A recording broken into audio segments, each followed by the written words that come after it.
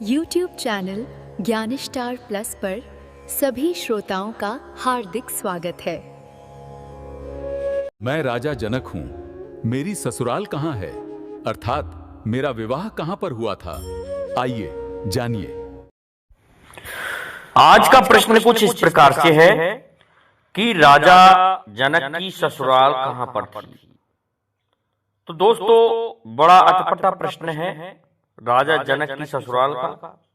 देखते हैं राजा जनक की वंशावली और इनकी ससुराल कहां पर थी। तो देखिए, इनका गोत्र क्या था, यह भी एक प्रश्न है। तो इन सभी बातों का उत्तर आज हम देने जा रहे हैं। दोस्तों, हमारे चैनल को सब्सक्राइब जरूर कर दीजिए, साथ ही बेल आइकन को भी प्रेस कर दीजिए, जिससे कि आने वाले वीडियो का नोटिफिकेशन आपको मिलता रहे।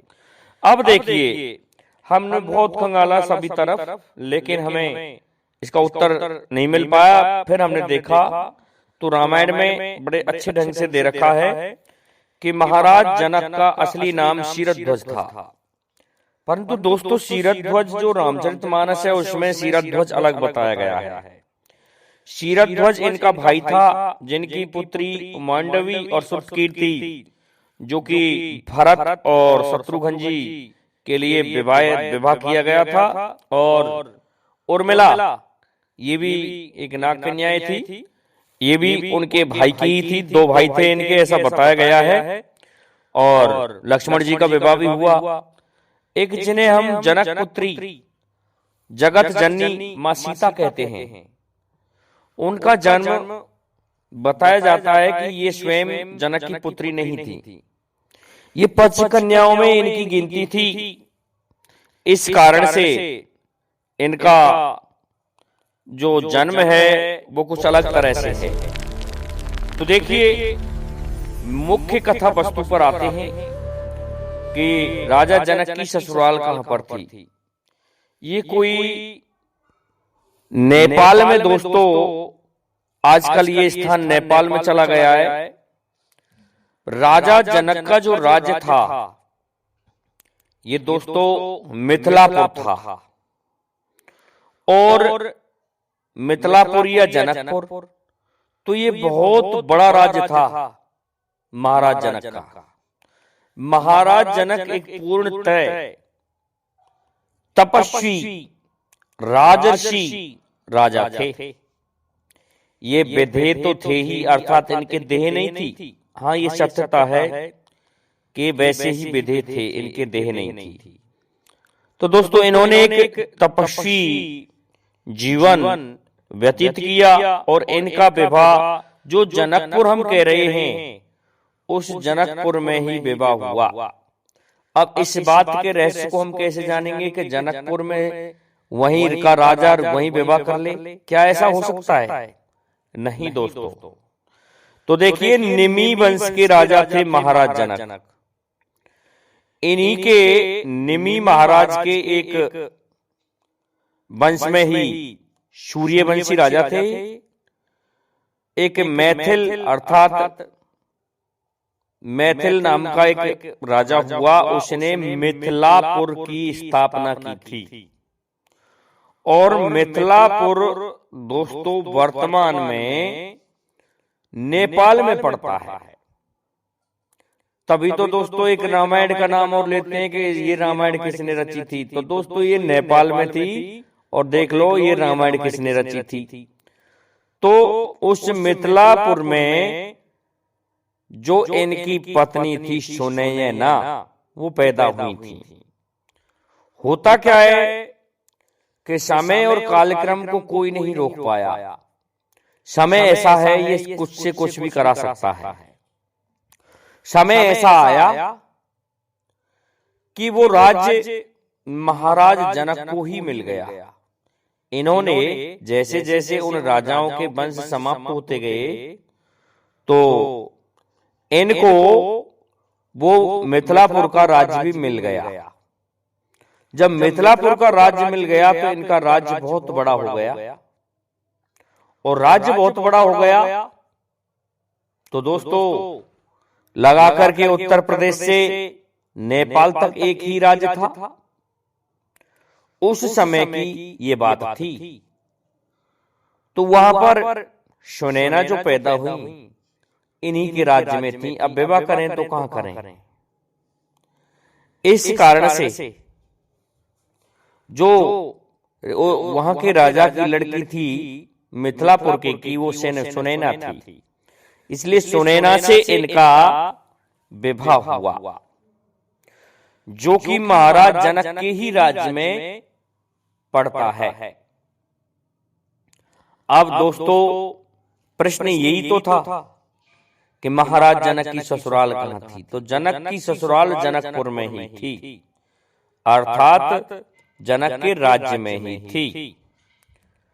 ये रहा आपका प्रश्न का उत्तर। परंतु अभी कुछ और भी बताना बाकी रह गया है। फिर बात आती है कि ये जनकपुर में तो विवाह हो गया जनक का, तो अयोध्या के राज्य से कैसे संबंध थे? दोस्तों अयोध्या के राज्य से सीमा लगती थी। महाराज दशरथ के राज्य से इनके राज्य की सीमा लगती थी। इस कारण से विश्वामित्र के साथ में भगवान श्री राम और लक्ष्मण इधर को ही निकले थे जिधर राजा जनक का राज्य था। यदि एमपी की तरफ जाते तो राज्य तो था, लेकिन कौशलपुर का राज्य था उधर की साइड में, अर्थात भगवान श्री राम के नाना जी का राज्य था। और यदि उससे भी आगे जाते तो फिर कोंकण प्रदेश दोस्तों महाराष्ट्र और गुजरात के क्षेत्र में पड़ जाता है, जो कि भगवान श्री राम के जो नाना श्री थे उनके राज्य से उनकी सीमा लगती थी।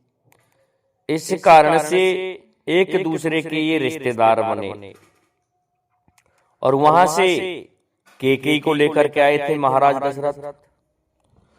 तो इस प्रकार से कौशल्या को कौशल प्रदेश से, केकई को कोंकण प्रदेश से, और दोस्तों एक राक्षसों का राज भी था जो वर्तमान में तमिलनाडु में कटकपुर जो पड़ता है वहां पर राक्षसों का राज था। वैसे उस राज्य की सीमाएं महाराज कौशलपुर के जो महाराज थे उनकी सीमा, राज्य की सीमा से सीमा लगती थी। इसलिए वह जो दंडकारण्य अर्थात जो अरण्य वन था उसमें राक्षस भी निवास करते थे। फिर भी भगवान श्री राम ने अपने नाना के राज्य में ही वनवास को निकाला था। तो अब बात आती है संबंधों की। देखिए अपनी अपनी परंपराएं अलग होने पर भी महाराज दशरथ के राज्य से महाराज जनक प्रभावित हुए और उनसे श्रेष्ठ माना गया। जबकि दोस्तों आजकल जो नेपाल है, या फिर मैं ये कहूं कुंडलपुर कश्मीर तक, माता सीता का जन्म कुंडलपुर कश्मीर में हुआ है दोस्तों। वो कुंडलपुर जो था ये जनकपुर में ही, जनक महाराज जनक के राज्य में ही आता था। और बिहार का कुछ हिस्सा ये भी महाराज जनक के राज्य में ही आता था। इस प्रकार से बहुत बड़ा राज्य था महाराज जनक का। एक न्याय प्रिय तपस्वी सत्य के धनी और सूर्यवंशी महाराज जनक का विवाह अपने स्वयं के राज्य में से ही हुआ था। अब मैंने ये जो प्रश्न कहा है बीच में कि भगवान श्री राम के राज्य से कैसे प्रभावित हो गए, दोस्तों उस समय एक परंपरा और थी कारे गोरे लोगों वाली। देखिए हमारे भारत में कुछ एक हिस्सा तो कारे लोगों का पड़ता है और कुछ एक हिस्सा गोरे लोगों का पड़ता है। अर्थात जो कश्मीर वाला और नेपाल वाला जो हिस्सा था ये कुछ श्वेत पड़ते हैं, अर्थात वहां ठंड पड़ती है, इस कारण से वहां रूप स्वरूप भी अच्छा है।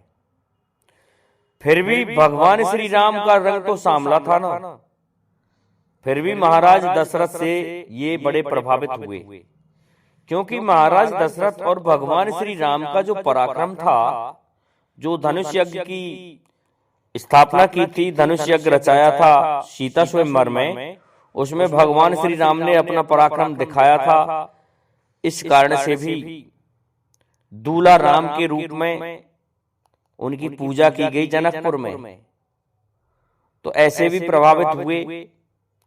अब दोस्तों तो आपको पता चल गया कि जनक जी की ससुराल कहां पर थी। तो मैं समझता हूं दोस्तों, महाराज जनक के बारे में मैं जितना कम कहूं या अधिक कहूं वो कम है, क्योंकि इन्हें विदे क्यों कहा जाता है, ये भी बड़ा जटिल प्रश्न है। इनको गुरु बनाया था नारद जी ने, और जब नारद जी ने गुरु बनाया तो इन्होंने जो परीक्षा ली थी, उस परीक्षा से अपने आप स्पष्ट होता है कि महाराज जनक विदे थे। तो दोस्तों आज के लिए इतना ही काफी है। जय हिंद, जय भारत, जय जय श्री राधे।